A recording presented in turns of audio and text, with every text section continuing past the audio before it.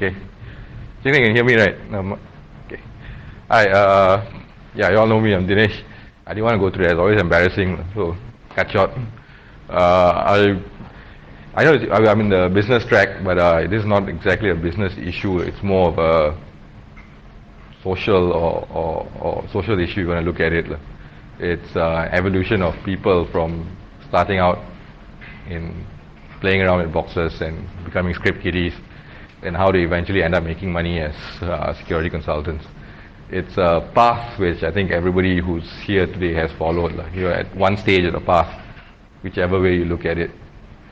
So let's just start by defining what a script kiddie is. It's not usually very flattering, but it's the lowest form of life form on Earth. Basically, in a word, it just means somebody who does not have much technical expertise of his own, other than the ability to run other people's programs, which it then uses to break into boxes or exploit vulnerabilities or whatever it is. Why there's no skill in that is because even your mom and pop can run programs and break into a box, assuming an exploit is already written. That's why I call them script kiddies. They use other people's scripts, download it, just run it, and then think that they're hot shots because of that. Though they're the lowest form of life on Earth, we all started there at one point or the other, so it's the start of an evolutionary process, I guess. This is actually part of the official definition, which you can get from Eric Raymond's jargon file. You can look it up, the URL's right at the bottom. What's a consultant? I think consultants are seagulls. That's because they fly in, make a lot of noise, shit all over the place, and leave you with a whole bunch of mess to clean up. But like it or not, they get paid a lot of money, primarily because they have nice little alphabets before or after their names. That is why I didn't want her to introduce me fully. It's the embarrassing bit. But yeah, I guess it's a humorous explanation for it. But a consultant is somebody who comes and helps you get something done. He consults. He's not permanent. And there's a vast journey which you make from starting out as a 14 or 15-year-old script kiddie till you get to be a consultant later on. But let's look at some of the prerequisites for that journey. You need to have morbid curiosity. Things need to interest you enough to find out how things work. You need to know what lies behind. It's a burning desire. It's something you either have or you don't.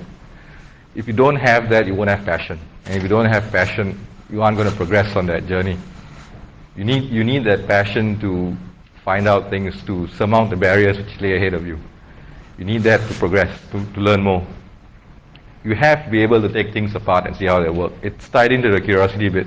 You're not just satisfied using something, using a PC or using a PDA or something till you've torn it apart, figure out how it works. In the process of tearing it apart, sometimes you can't put it back together again. My home used to be littered with a whole bunch of PCs which I basically didn't work because I took it apart and didn't know how to fix it back again. But without taking it apart, you'll never be able to learn how it works in the first place. You need to have a desire to build. It's not about destroying. I know the press and the public perception of hackers and crackers is somebody who likes to break things, like to crack the sites, deface sites, take the site down, remove files. That's the public perception, but it actually comes from a desire to actually build things. You want to make things stronger. You want to make things better. You want to add more functionality in. That's what's driving you. People have said things about hackers, about how they don't appear in sunlight for 3 years at a stretch. They are pasty-faced, greasy-haired, and bad complexion. Well, that comes from having a focus. I prefer to see it from that point of view. You are focused on what you want to do, that nothing else matters. Things like going to the bathroom or eating food may matter occasionally, but actually talking to other people is not an important part of that plan.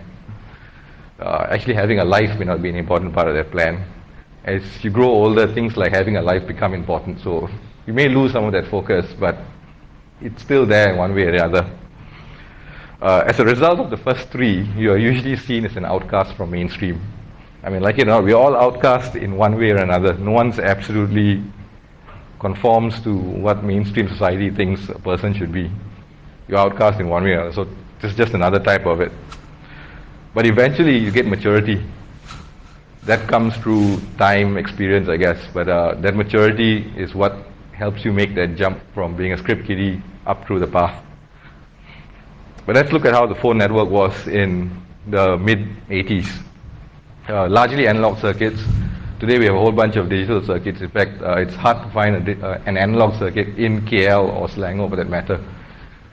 Some of the outlying smaller towns, you do still have the analog electromechanical switches, but definitely not in KL.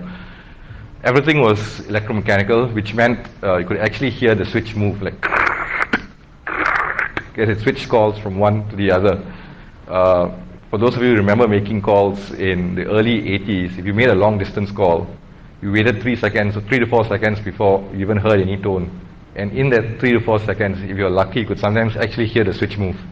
You go tuck, tuck, as it switches you from one trunk to another trunk, from one exchange to the other exchange.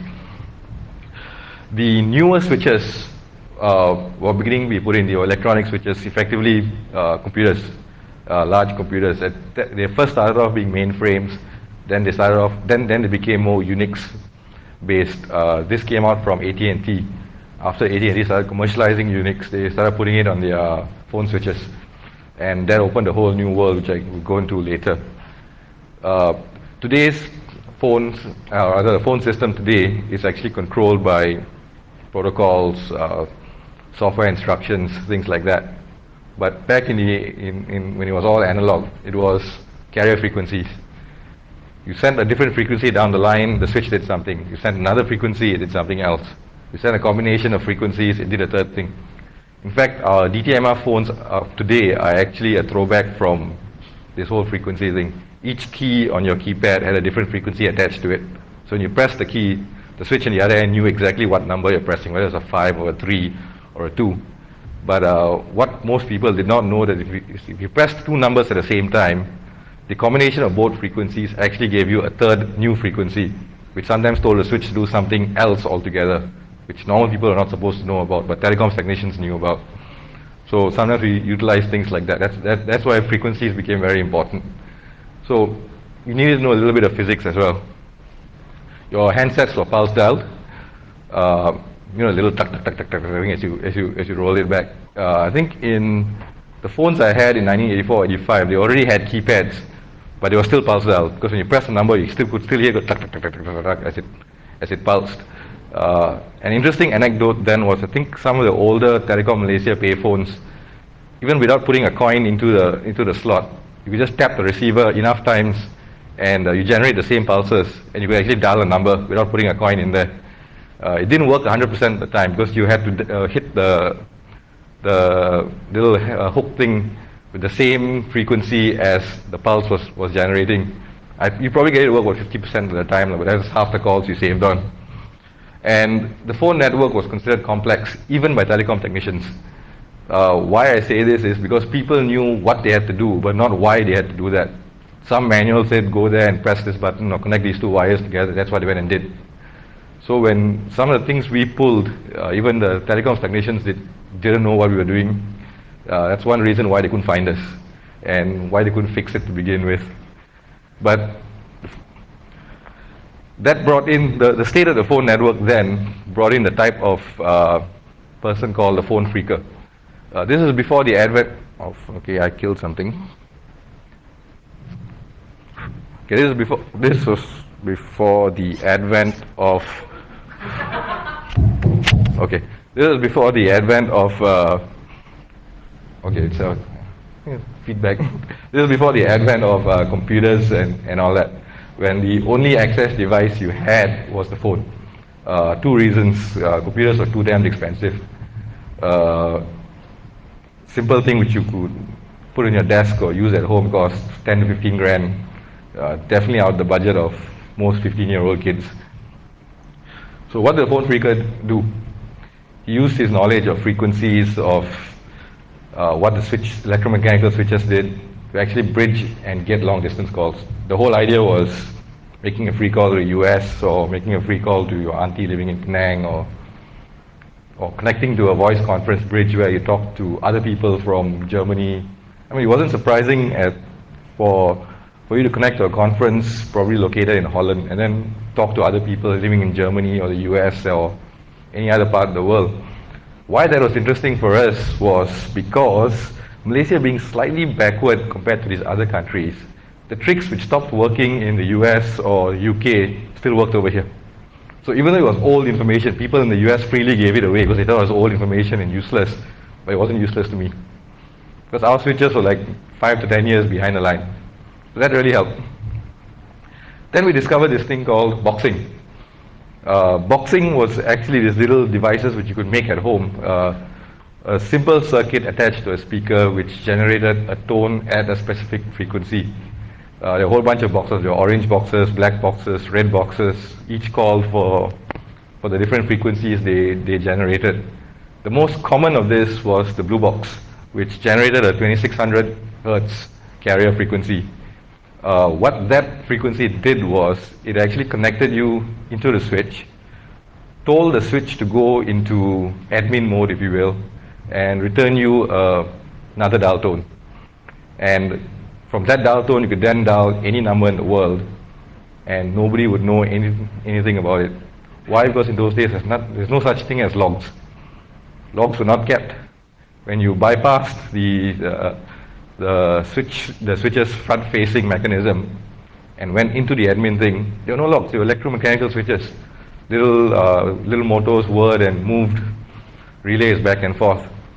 And historically, today you know the company as Apple. It's a big, established, well-respected company. But the two founders of Apple, Steve Jobs and Steve Wozniak, actually started off building and selling blue boxes back in 1984.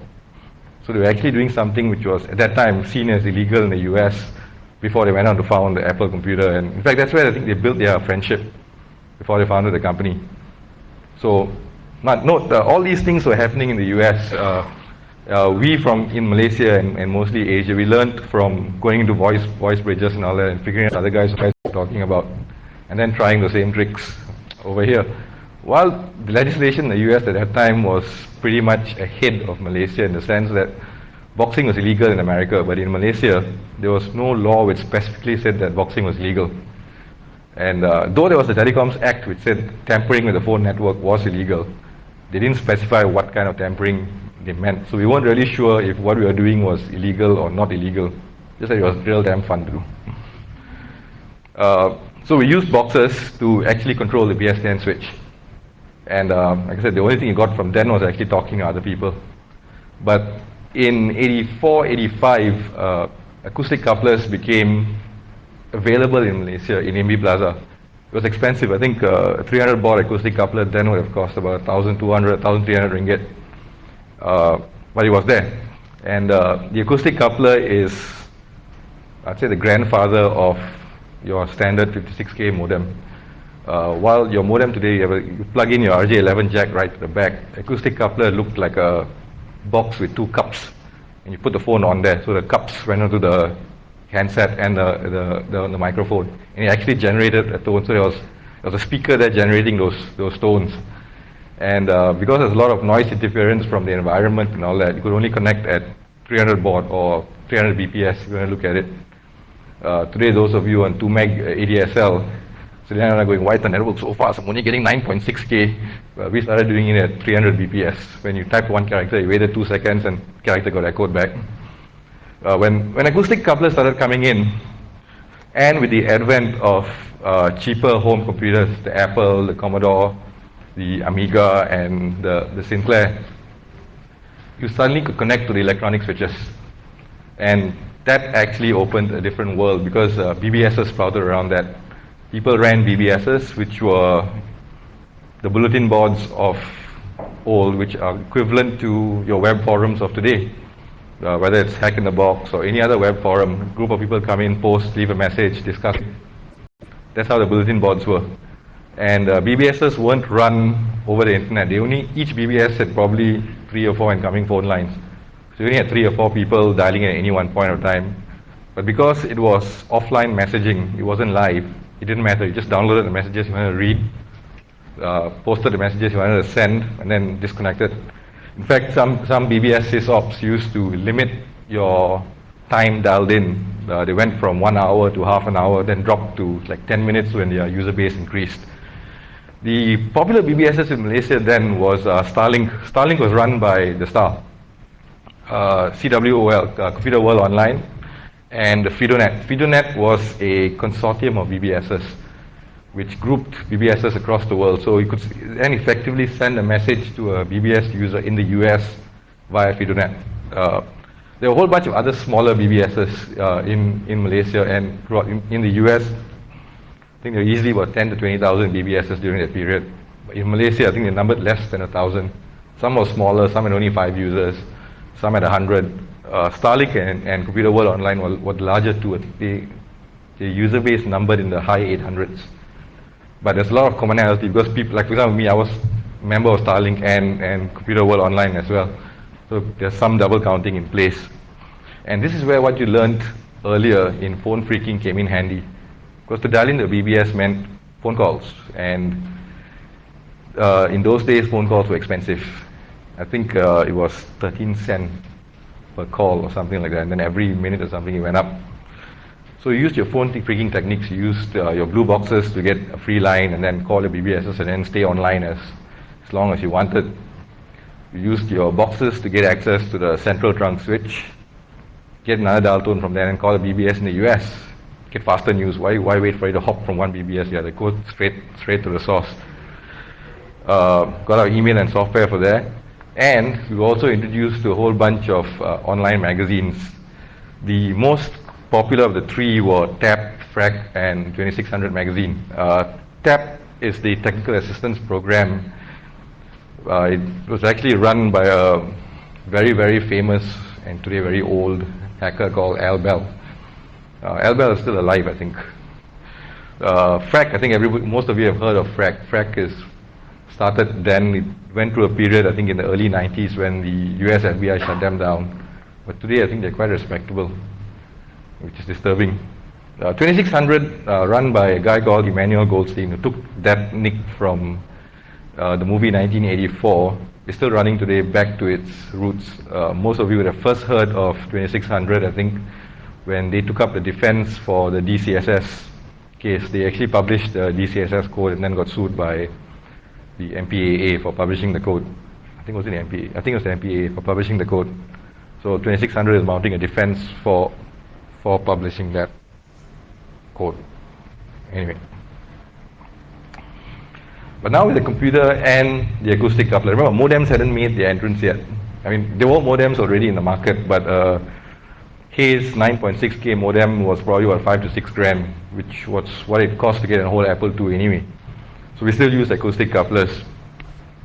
We would hop from BBS to BBS. The goal was to actually beat the sysop and to override the limitations the sysop had placed on you, override the time you had to make a call, override the disk space he gave you, or even override sections. BBSs had this hierarchical membership format where the longer you stayed on, the more loyal you were to the BBS, the more files you uploaded, the more files you could download back. So it was a give and take type of mechanism. But for most people who are hungry and want the information now, you can't be limited to just downloading 2 files a day. You want to download 1,000 files a day. So what you did was you tried to beat the sysop, and in most cases the sysop beat you as well. In some cases physically we found you, but that was rare. But as Unix started getting used in the phone networks, and some of the larger companies both in Malaysia and regionally in Singapore started getting huge Unix machines installed and then connecting these up to a phone line for either remote support or networking issues. We started working with Unix systems. Oh, the mic. Started working with okay. Can everybody hear me if I don't use the mic? Okay. Cool, dude. We started working with Unix systems. Those were the older digital Apollo, Sun, and Encore machines. No different from the Unix which you see today. The base of it was still the same, but what that gave us was computing power. See, in those days you're stuck to an Apple with a 6502 Motorola processor. Today a graphics card has slightly more processing power than a 6502.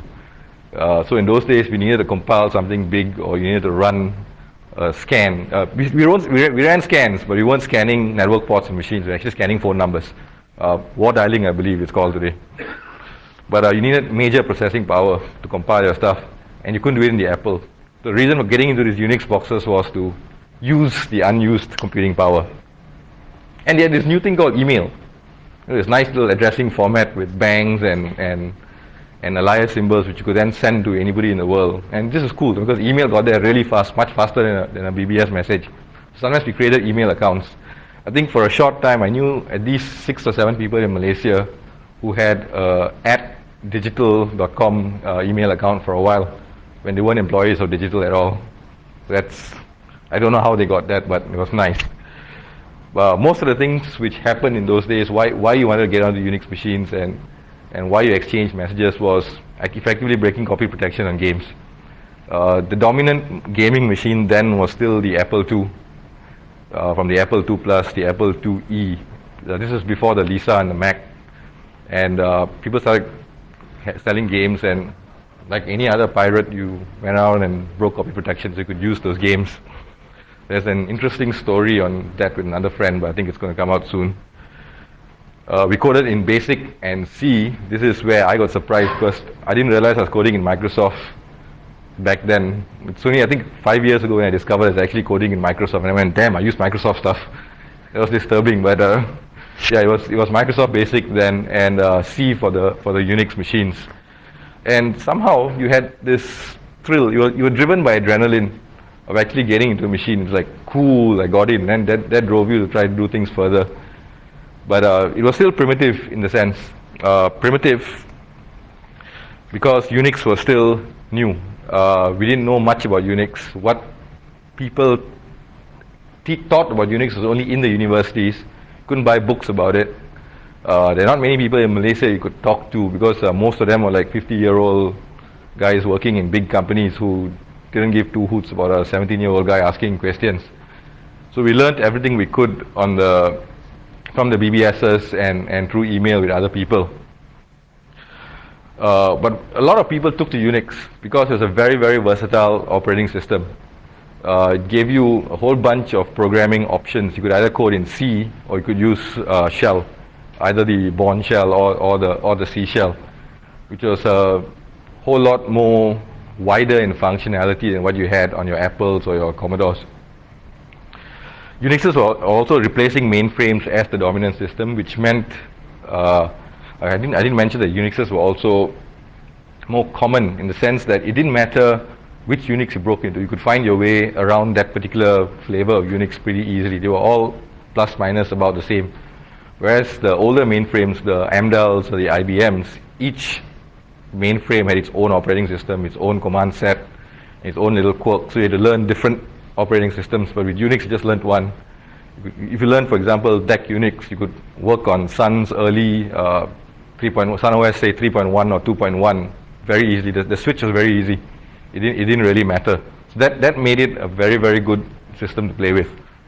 The Unix as it came in and started being used all over the world also brought in the internet as we know it today, because Unix dragged along with it a protocol stack called TCP/IP, and suddenly you are no longer limited to just having to dial to a machine. You could dial to one machine, and just from that machine through this new TCP/IP network get to another machine in Germany or in the UK or in Singapore. There was a case of cross-border computer intrusion. I think this was in 1984 when the Chaos Computer Club of Germany, they bounced from Germany into UK to a DEC Unix machine in Singapore and finally ended up at the Lawrence Livermore National Laboratory in the US, where they were effectively stealing, if I'm not mistaken, secrets for the atom bomb, or rather the calculations which went into making a nuclear bomb. This case became public as a result of the work of one guy called Clifford Stoll, who eventually wrote a book about it called The Cuckoo's Nest. When they prosecuted these guys, they found that in the end they were actually under the pay of the KGB, and they were crossing the border from East Germany into Germany, getting instructions from the KGB and going back and doing that. But Unix actually made this possible. And along with Unix, on top of TCP/IP, they brought in a whole bunch of other communications protocols. IRC, WISE. WISE is the Wide Area Information Service. One easy way of explaining it is the Google of then. I mean, it wasn't as functional as Google is today, but you could actually search stuff on it. Type in something, you need to type the full document name. They couldn't go for phrases or search words or anything. Type in the full document name and it'll come back and tell you exactly which server on the internet it was sitting on. Usenet was again to replace BBSs as a message passing mechanism. Then obviously SMTP email. Why I mentioned this was because at this point when Unix started becoming more prevalent around, activities suddenly took an exponential jump. Why? Because information moved around a lot faster suddenly. Whole bunch of information was found. You no longer needed to know exactly which BBS to get which information from or which server you're sitting on. It was there available. The precursor of what the web is today, but it was all obviously text-based then. The other thing Unix brought in was actually the culture of open source. I know today open source is big and getting bigger, but at that time in '84 when Stallman founded the GNU project, Unix was already being distributed as open source, both at the University of California at Berkeley and also from AT&T's Bell Labs, though they went through a lawsuit a little bit later. Why open source is important was for people who needed to code different services or exploits or things like that. You now suddenly had reference code, which is good because it saved you a lot of time. It got you to learn things a whole lot faster because you could see how the best were actually doing it and then effectively copy from them. There was no problem in copying, and everybody was trusting and sharing and being basically very, very helpful. Which brings us to how the early internet was. When I mentioned early internet, I'm talking of the late 80s, from 87 to 92, 93, that period. It's the network of networks, which we all know, but it was based on a system of mutual trust. Partly because people didn't secure servers, they didn't harden servers, the firewalls literally didn't exist. Because access to this network was very expensive or closed door, if you want to look at it that way, people didn't actually worry about other people breaking into their machines. I'm not saying it didn't happen, it happened very, very often, but people didn't worry about it. So in some cases, you didn't even need to break into a machine to get some of the resources you needed. It was given to you. A whole bunch of universities in the US used to give you free shell accounts for you to use in any way you wanted, and you didn't even go to university students, you could go to anybody in the world. All you had to do was write an email to the guy admitting the machine and asked politely. If you liked your face, he gave you the account. If you didn't like your face, you didn't get it. But once again, we hopped around because more processing power. Software is something which has just grown bigger and bigger and bigger as time went on. I mean, today your average software application could run into hundreds of megs. In those days, 64K was considered very, very big, and I think Bill Gates said that as well. But yeah, it's very, very big. But as it became more complex, you could just not compile it on your home machine. That problem, I think, is perpetual. That will go on. Then enter the cracker, because now you had the internet. You no longer needed to understand the phone system. You no longer needed to box to get access to lines. You no longer needed to understand codes. You no longer needed to understand electromechanical switches. You no longer needed to know which number to dial. You just connect your PC up to the internet and 10,000 machines are at your feet. But the cracker, he had access to all hosts on the internet. And this was when the internet, it's still on a mutual trust basis. People didn't secure things, no firewalls back then. You were driven by peer adulation. Basically, you just wanted to go tell your next guy, dude, I cracked the box, dude. Your friend goes, dude, your lead, dude. That's all you wanted to hear. That's all they wanted to hear, driven by peer adulation. And they had a script kiddie attitude at that point, primarily caused by the fact that most of them did not know C programming. So what they did was they downloaded scripts, they downloaded software from other people writing code or from other real lead people, and then just ran it. And they used to boast and brag of their exploits.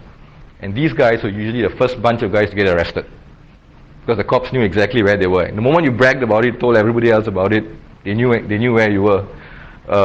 Operation Sun Devil in America in 1988 arrested 135 people, I think in 15 states, in one swoop.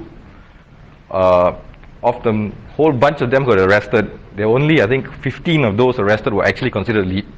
The rest were all script kiddies and crackers. And they were arrested not because the cops did any forensic work or tracking or tracing. They were arrested because somebody turned them in. Because he boasted to somebody else and the cops approached him like, dude, I didn't do it, dude. Dylan did it, dude. Go arrest him. So they went to Dylan's house and Dylan was like, So that's what happened. People boasted, that's why they got arrested. And I think that's normal today also as well in our environment. But let me flip to a story on that one. Okay, this story is actually from Eric Raymond's writings. He calls it his Unix cones. What happened was a stranger goes to Master Fu and says, I hear you're very elite. Please teach me all you know. Then Master just smiled and said, you wish to learn the way of Unix. And the stranger says, I want to be a wizard hacksaw and own everyone's ass. And the master says, I do not teach that way. And the stranger, he got really angry and he said, dude, you are nothing but a poser. If you knew anything, you would teach me. So the master looked at him and said, there is a path that might bring you wisdom. Master wrote an IP address on a piece of paper and gave it to this guy. This guy went off, left. Days, months, years later, he returns. He looks at the master and says, damn you, I cracked the box and the cops came and busted me. The master looked at him and said, good, you are ready for the next lesson. Gave him another IP address. Stranger looks at him and goes, are you crazy? After what I've been through, I'm never going to crack again. Master said, you have learned wisdom. So that's basically what happens, because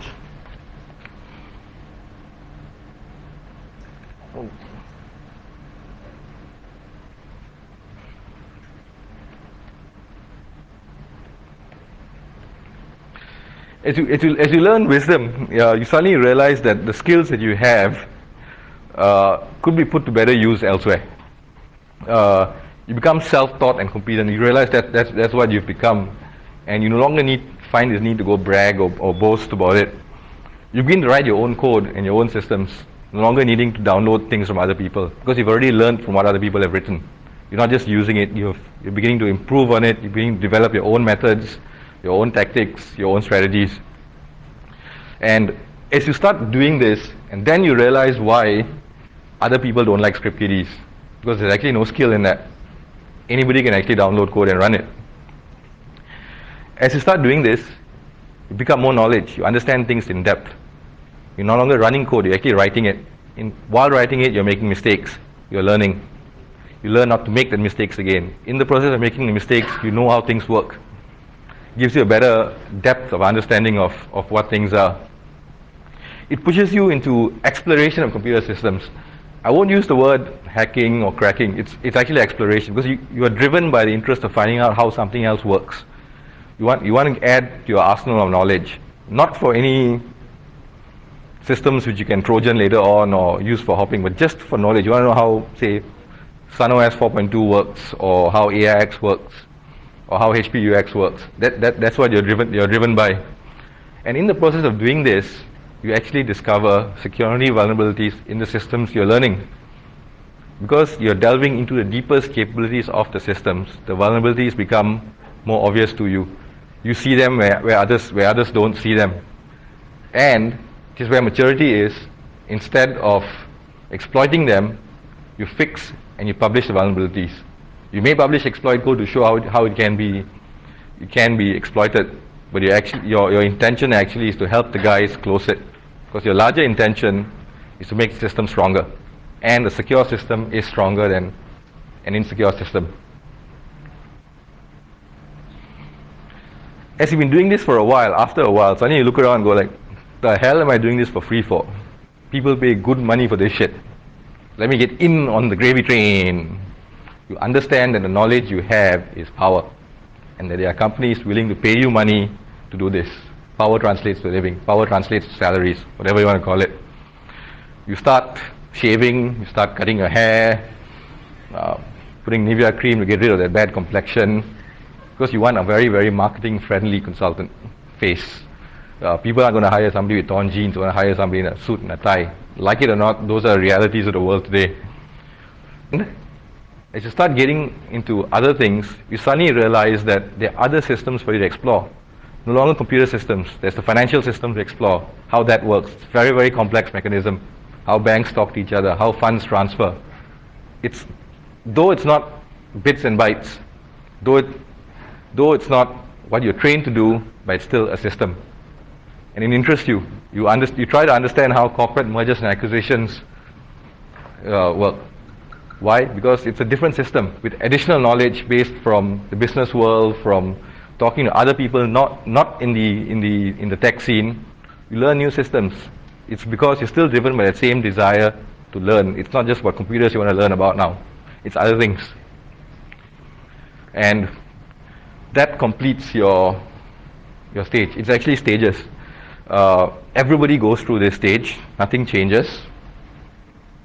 What actually sets one apart from the other is actually maturity. That's the key word. Is experience and maturity. As you get older, you suddenly realize, dude, I don't want to be busted by the cops. Got this nice house, this nice car. If I'm busted, I ain't getting my ass, whatever, in jail. But that's what sets in. It's maturity. You understand when to stop. You have the wisdom. You know the line. Where do I draw the line? How far I can go and how far I can breach into things. You master the Tao. I just threw that in because it's cool. But there's a book called The Tao of Unix written by Eric Raymond. It explains principles and methodologies of Unix. So you've already become the master. You learn to plan and think. You don't jump into something and just do it again. I think that's one of the most important things which you can work with. Even in anything you do, learn to think, plan. Take some time off before you actually start something. Plan what you want to do. That actually saves you a whole bunch of time later. I mean, a whole bunch of sayings associated with that, but planning is actually quite important. And your early your explorations, whether it was the phone network or BBSs or Unix systems or the internet, you begin to understand how this whole thing fits together. And it actually helps you, even though it's 20 years after the fact. I mean, things I learned when I was exploring the phone network in 1983, I can still apply today. No longer for hacking the phone network, but how things work. How things work, how switches work, how hubs work, how traffic goes over the network, even how the road traffic system is designed. In fact, our road traffic system is very, very similar to network traffic planning for a telecoms company in the 1980s.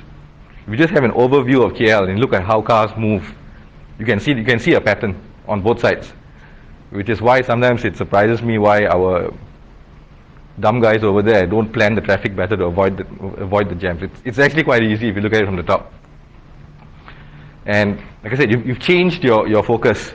You're no longer looking at the details of vulnerabilities, this small thing. You're looking at the big picture, how things fit together, how to make things work. The larger picture. That changes your focus as maturity sets in.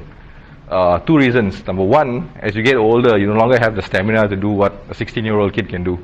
You can just take so much. There were times when I could not sleep for 4 days at a stretch. Today at 11 o'clock each night, I'm already beginning to feel sleepy. It's an age thing. And you publish vulnerabilities. I mean, in my younger age, I still remember that time when I discovered an exploit, and I was going like, I'm not going to tell anybody this is all mine. Nobody knows about this makes me lead.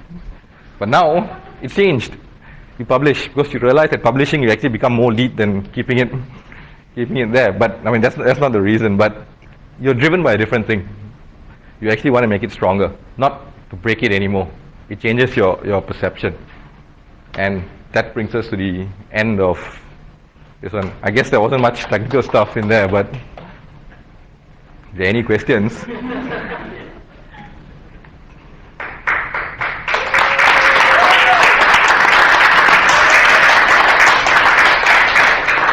Okay, let's go have some tea. What time's tea break? Huh? Should be now, right? That's right. A copy of the presentation with additional reference URLs which I used to get some of the information here